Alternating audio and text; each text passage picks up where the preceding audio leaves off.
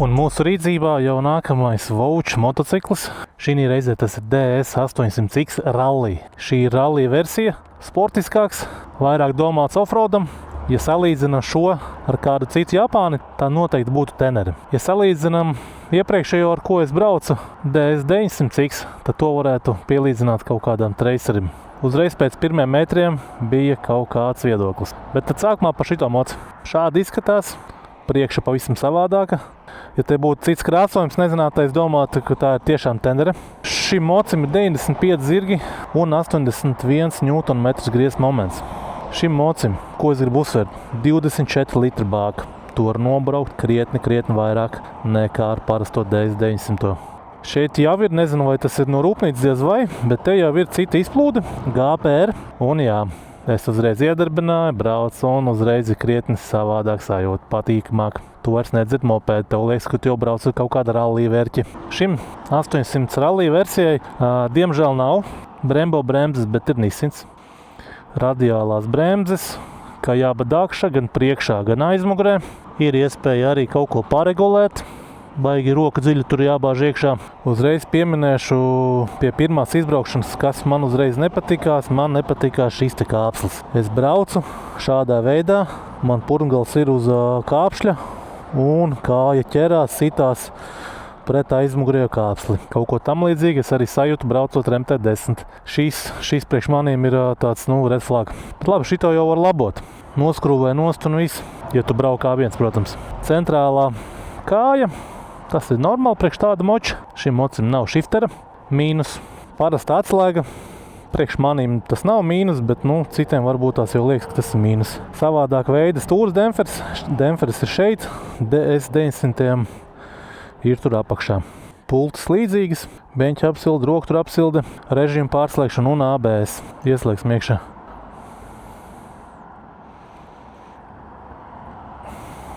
Redzam, displejs ir uzreiz vertikāls, savādāka veida. Temperatūras dačiks, tas ir normāli, un degvielas dačiks. Un mode režīma. Kur šis ir sporta režīms, viņš izskatās savādāk, bet braucot īsti es nejūtu, ka ir savādāk, teikšu godīgi. Pieļauju, ka varbūt tas kaut kas mainās, bet es katrā ziņā to neizjūtu. Šeit jūs redzat arī recording, tāpatās kā 900, šeit ir arī video reģistrators. Šī ir tāda riktīga offroad versija. Mocis braucot ir krietni savāktāks, ar viņu ir krietni patīkamāk braukt dinamiski, tieši dinamikā, es domāju.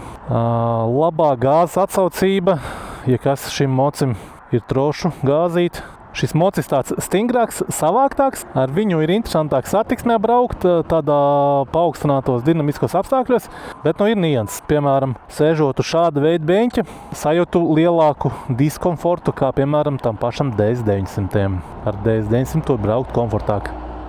Šeit ir pietiekoši augsts stikliņš, šeit viņš neregulējas, te viņš ir tā kā ir ieregulēts, tā ir ieregulēts augstuma ziņā, bet ar šo moci ir lielāka nedrošības sajūta braucot pie lielākiem ātrumiem. Piemēram, 150 plus ar viņu ir tā krietni nedrošāk, vismaz pēc sajūtām. Un tad pārbaudīsim, ko šī podziņa nozīmē. Paņemam, paturam. Šeit iedegās, kur nav ABS vairāk. Kur tāda pati podziņa ir TCS, traction controls. Paturēsim. Redzat, vairs nemirgo TCS, nozīmē, ka izslēgts arī trekšanas ir. Un visu ar tādām pāris podziņām mēs izslēdzam gan ABS, gan trekšanu. Šeit mēs redzam, kā te mainās ABS. Piemēram, es uzspiežu atkal podziņu, abi ABS strādā. Atkal uzspiežu podziņu, un abi ABS nestrādā. Es atkal uzspiežu podziņu, un priekš strādā, pakaļ nestrādā. Kā arī teica, viņš ļauj tikai... Ja miksē, tad aizmuguri atļauj izslēgt, bet priekš vienmēr paliek. Un interesanti, viņam tie režīmi, 2 režīmi tikai. Normal un sport. Mainās ekrāns un man liekas, ka viss. Uztaisīsim braucienu un pārbaudīsim. Ko, sākam mūsu testu izbraucienu. Slēdzam mūsu keju. Nav keiles. Tā, ir normālais režīms. Ieslēgsim sporta režīmu un izslēgsim atslēgu. Man tāds sajūta, ka viņš neļauj. Ieslēdzam atpakaļ. Jā, katru reizi, kad izslēdzat moci, viņš atpakaļ normālajā režīmā ir ieslēdzis. Labi, slēdzam iekšā normāli. Izslēdzam trekšana kontroli ārā. ABS, lai paliek. Kas šeit mums ir? Te mums ir arī USB, C un parastais. Aiziet un uzreiz pieminēšu, ka šeit labāk slēdzas neitrālē iekšā.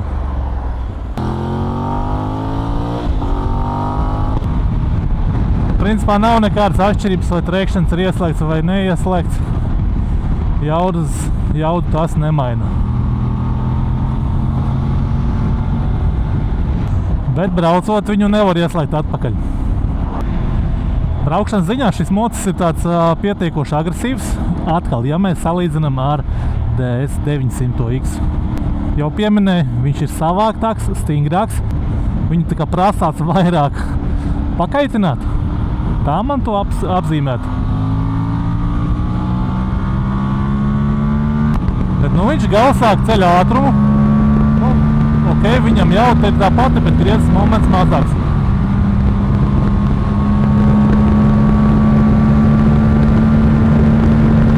Pārbaudīsim, kāds viņam maksimālais ātrums ir. 200 ļoti galsa ceļ, turam, pilns rokturs. 202, 203. Pārslēpjamais aiz tīkliņa.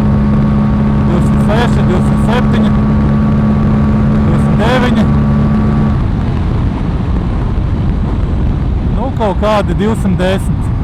Man te jau priekšā nevēlamās ierīces. Šim mocim, protams, nav nekādu aklo zonas sensoru, redzat, parasti spoguļi. Šis mocis pēc pielietojuma ir vairāk, nu nevis vairāk, bet viņš ir 50-50. 50 iela, 50 offroads. Bet, nu, es gribētu teikt, tas vieglais offroads. Ir noteikti čaļi, kas vienkārši dragā visu laiku pa offroadu. Viņam noteikti ir citi apzīmējumi, kā soft offroads, hard offroads un tā tālāk. Bet katrā ziņā šis mocis ir tā kā vairāk piemērotāks pa grantenēm braukāt nekā tas pats manis pieminētais DS 900X. Ar viņu var uzbraukt gan uz šoseis, gan iebraukt arī mežā iekšā. Jā, viņam nav, protams, varbūt tās, uzreiz tāds aprīkojums. Nav Brembo bremzes. Ok. Lai viņi sliktāk strādā šīs un īsten bremzes. Man tagad braucot, pārbaudot, jā, es gribētu teikt, ka viņi sliktāk, bet, ne tik slikti, lai būtu tik liela atšķirība. Piemēram, ar šo moci braucot pāri šīm baltajām līnijām, jā, tad var just, ka bišķi stūra tā novibrē. Iespējams, ka varbūt tās riepas spiediens nav atbilstošs. Šim, protams, arī neredzam riepas spiedienu nekādu. Tātad pāris vārdos šis mocis ir ar mazāku aprīkojumu. Nav shifters, nav vairāki braukšanas režīmi. Vispārējais viņam ir. Un kā jau iepriekš teicu, kad es esmu adventure moču meklējumos, un tagad, ja man paprasītu, kur es labāk gribētu, es tā nevarētu viennozīmīgi atbildēt. Īsumā pēc šo te apu moču tādiem nelieliem testiņiem un pēc šīm te pirmajām stundām es varētu šo DS 800 ralliju salīdzināt, piemēram, ar to pašu DS 900. Un nav slikti un labi. Sākšu ar DS 900. DS 900 ir lielāks komforts. Arī es biju pieminējis par beņķi, jā, tas beņķis ir ērtāks. Ja runājam no tādām komforta lietām, kas īsti nav komforts, bet tāda kā palīga ierīce, jā. Šim nav aklās zonas sensori. Es uzreiz nesaku, ka man tāda nepieciešama, bet ja mēs vispārīgi skatāmies. Šim uzreiz ir arī tāda stingrākā amortizācija. Viņam tā regulēšana ir tieši tāda pati kā 900 parastajiem. Šeit varam pie dakšas regulēt, arī aizmugurē var paregulēt. Mīkstāk, cietāk. Bet šim šobrīd tā amortizācija ir, vairāk man piemērotāka. Tāda, kā tieši man patīk. Viņa ir cieta.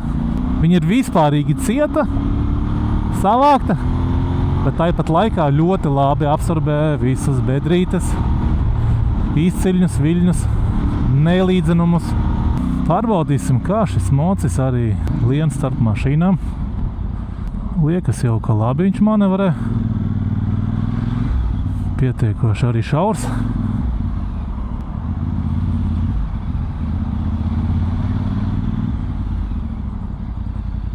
Kā jau vienmēr, paldies šoferīšiem. Bučas jums! Šitais, protams, ceļa karalis. Labi, es jau īstenībā jokoju. Es te pats braucu kā ceļa karalis.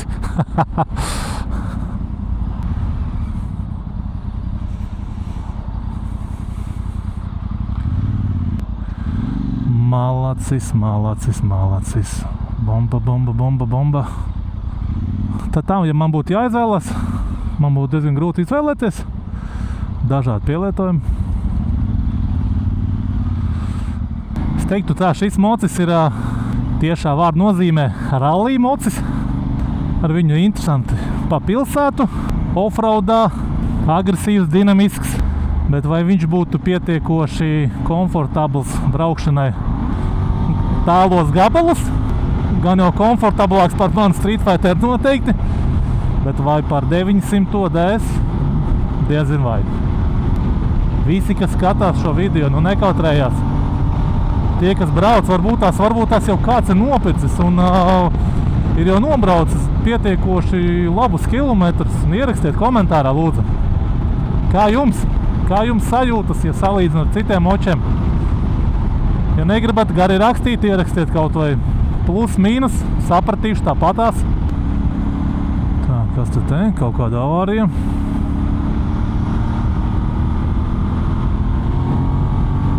Protams, ir jāpierod pie quick shifter neesamības. Tas ir tāds piereduma jautājums tikai. Tā, nu, ne tur iebrauc.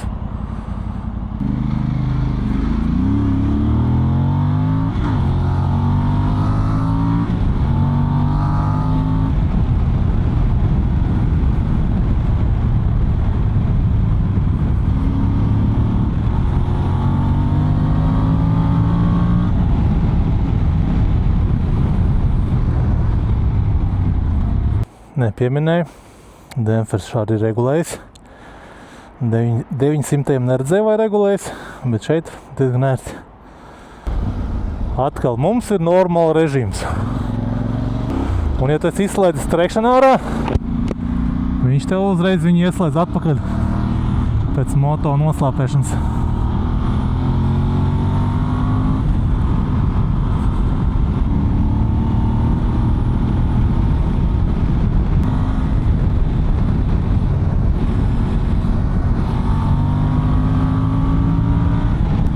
Ar viņu ir pietiekoši jautra braukšana pa pilsētu. Bet jauda viņam pietrūks nedaudz. Gribētos, ka tā roktur atsaucība ir krietni lielāka. Ne jau tas, kad ātrāk vai lēnāk šī te gāzīte, bet tad, kad tu iedod mazliet trubā, nu, lai viņš tā kā vairāk iet uz priekšu. Jo baigi negribās viņu tur griezt visu laiku uz augstiem apgriezieniem. Viņš griež līdz kaut kādiem 10,5 tūkstošiem. Nu, 10 īstenībā.